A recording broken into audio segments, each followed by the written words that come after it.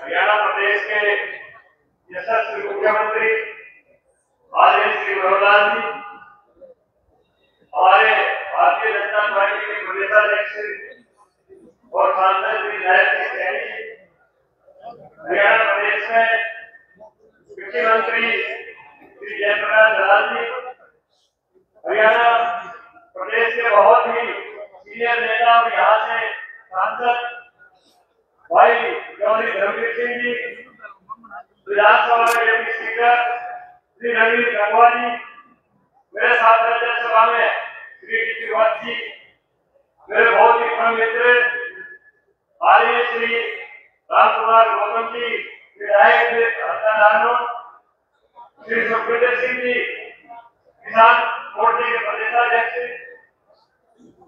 और भाई मंत्रा सिंह, मेरे सभी आदरणीय साथियों, क्योंकि सुबह से 10 बजे के आप लोग बैठे हैं। मैं 2-3 बातें आप लोगों के बीच में बताना चाहूंगा, क्योंकि हमारी सरकार ने आदरणीय मनोहर लाल जी ने जो काम किए हैं, मैं अगर देखता हूं आदरणीय मुख्यमंत्री मनोहर लाल जी ने लगातार हरियाणा के किसानों को जो गन्ने का भाव दिया है, 386 रुपया क्विंटल गन्ने का भाव बढ़ा करके देने का काम ये मनोहर लाल जी की सरकार ने मेरे हरियाणा प्रदेश के किसानों को किया है। और मैं देखता हूं अगर प्राकृतिक आपदा किसान के ऊपर आई है तो किसान के ऊपर नहीं, वो हरियाणा के खजाने के ऊपर मनोहर लाल जी ने बैठे हुए किसान को मजबूती प्रदान करने का काम किया है। मैं थोड़ा अंतर देख रहा हूं, मैं देख रहा था कि पिछले 10 वर्षों में कि किसानों को जो प्राकृतिक आपदा के कारण उनकी फसल खराबा हुआ है, उसका कितना मुआवजा दिया गया है। जब मैंने देखा तो उसके अंदर 1158 करोड़ रुपया ये 2014 से पीछे 10 वर्षों के अंदर दिया गया, परंतु मनोहर लाल जी ने 2014 से लेकर के आज 2014 11,000 करोड़ रुपया किसान के डायरेक्ट खाते के अंदर पहुंचाने का काम किया। यह सरकार ये किसान के हित की सरकार है। परंतु कुछ लोग बोलते रहते हैं, कुछ लोग इधर उधर की बात करते हैं और किसानों के अंदर जिस प्रकार का रूमर फैला करके झूठ का उनको गुमराह करने का काम करते हैं। भाइयों, हमने उस बातों से बचना है। अभी बराला जी भी इस बात को बता रहे थे। भाइयों, ये छोटा मुआवजा नहीं है, 11,000 करोड़ रुपया डायरेक्ट किसान के खाते के अंदर पहुंचाने का काम किया है। मैं आदरणीय मुख्यमंत्री जी को मैं बधाई देना चाहूंगा। मैंने देखा है कि अगर किसान अपनी फसल मंडी के अंदर लेकर के जाता था, 6 महीने तक धान का पैसा नहीं आता था, 6 महीने तक उसका पैसा और ज्यादा चला जाता था।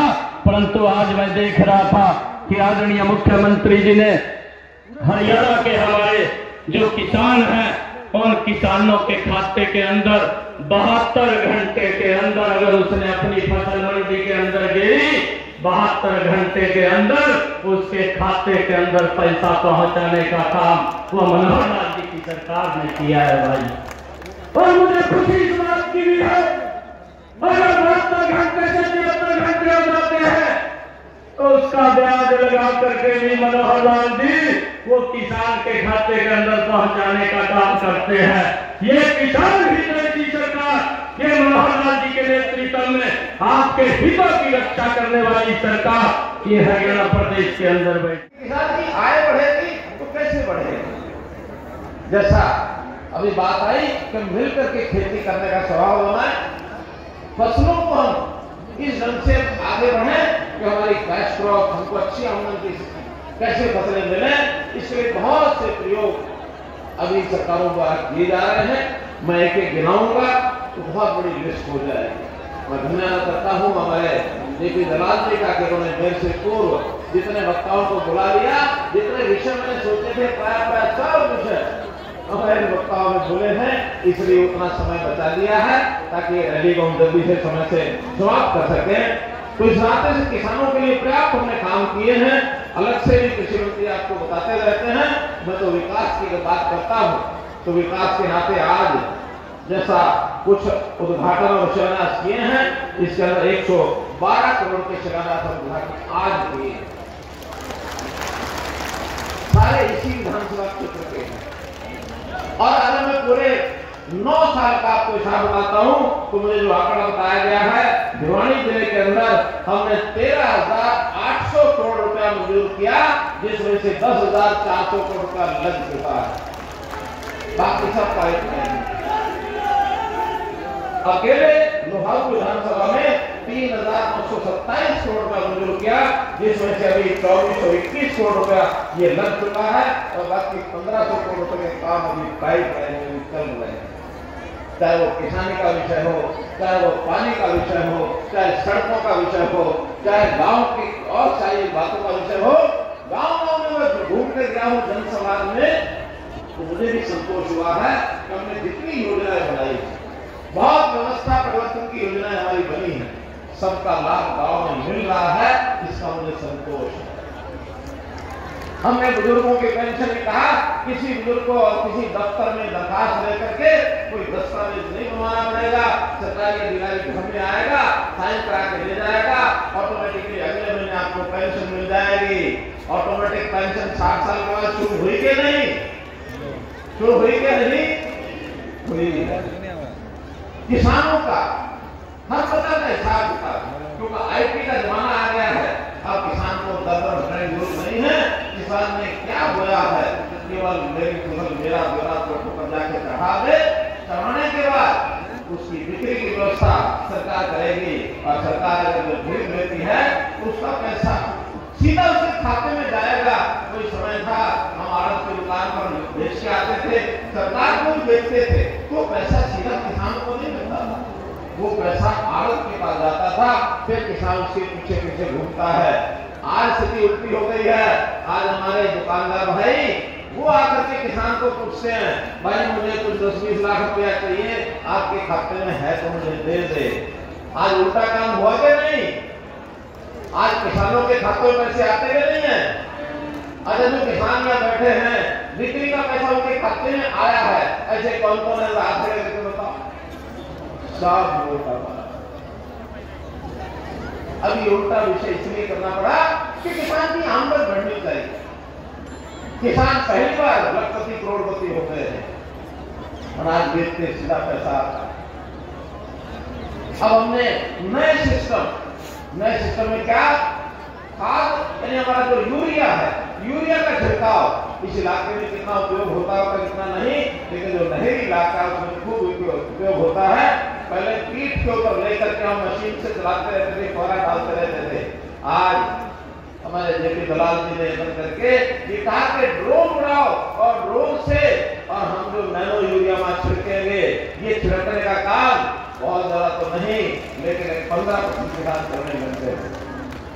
15% खान आप किसी को पीठ के ऊपर अपना डब्बा रख करके वो पंप नहीं मारते, अब तो ड्रोन के अंदर दवाई डाल देते हैं और हाथ में कंट्रोल रख करके और ड्रोन चलाया जाता है।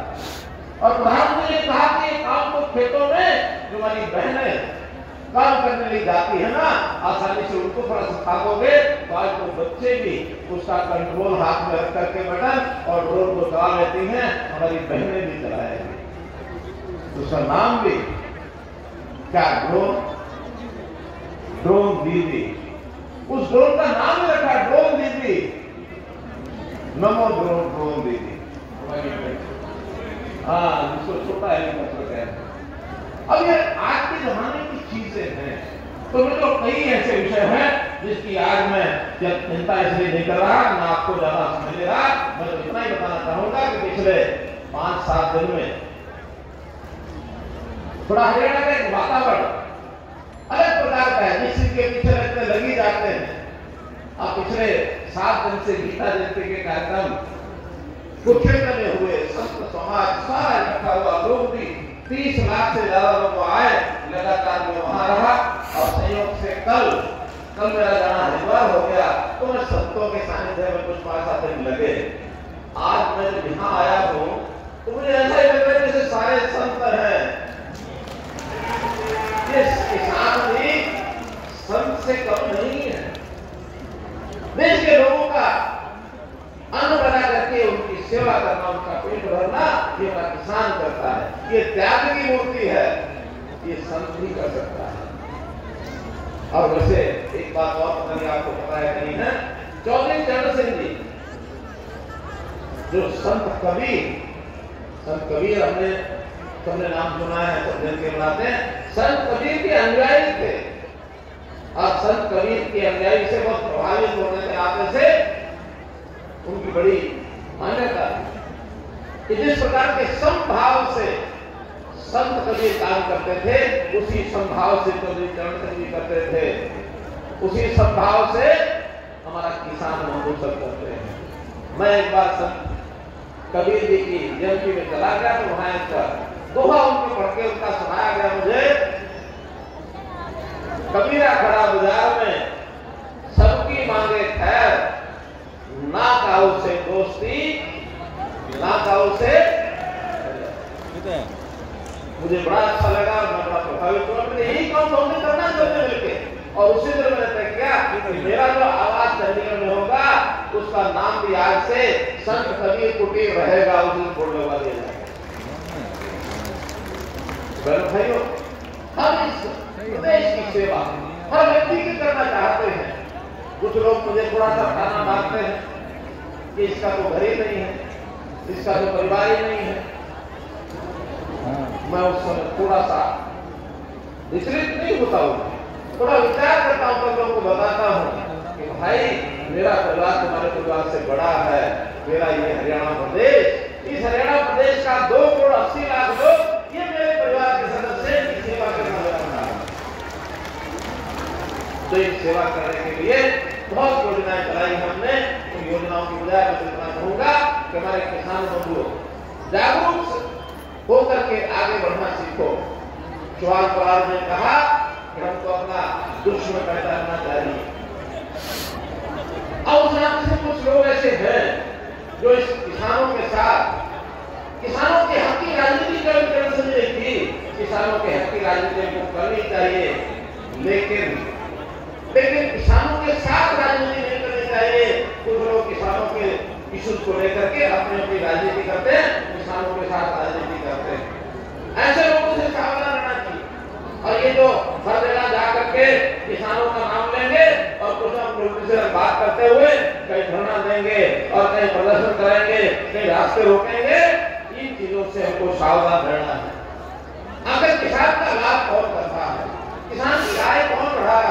नरेंद्र मोदी जी ने कितने में से कार्यक्रमों को दिए कि किसान की आय डबल करनी है, और उसमें भी जो गरीब किसान है उस गरीब किसान के नाते हम हर किसी का सहयोग करते हैं। किसान का बेटा ये कैसे उद्योग में चला जाए, कैसे ये हमारे छोटे छोटे काम है उनको आगे बढ़ाते हुए इस प्रकार से टमाटर का और जो रेसिपी है वो बनाना ही सीख ले, इस प्रकार से अचार बनाना है सीख ले, ताकि मार्केट में जाकर के बेचना शुरू करे। छोटा किसान केवल खेती करने की नहीं निर्भर रह सकता, वो अपनी और कमाई को करना शुरू करेगा तो निश्चित रूप से आगे बढ़ेगा। तो हम लोग मिलकर के और इन सब उन लोगों को भी जवाब देना है जो किसानों के नाम से राजनीति करते हैं। अंत में मैं इतनी बात आपको कहकर अपनी बात को समाप्त करूंगा कि लेकिन राज्य में कुछ विषय हमारे सामने रखते हैं कि इस इलाके में कुछ और डिमांड्स है या कुछ किसानों को मान सम्मान बढ़ाने के लिए कुछ बातें रखी हैं। मैं विश्वास दिलाता हूं हम अधिकारियों से सबकी फिजिबिलिटी लेंगे और फिजिबिलिटी लेकर के जो जो चीजें संभव है सब चीजें करेंगे, कोई कमी नहीं छोड़ेगा। आज भिवानी जिला और लोहारू विधानसभा हरियाणा के सब जिलों में सबसे ज्यादा हमने काम कराए हैं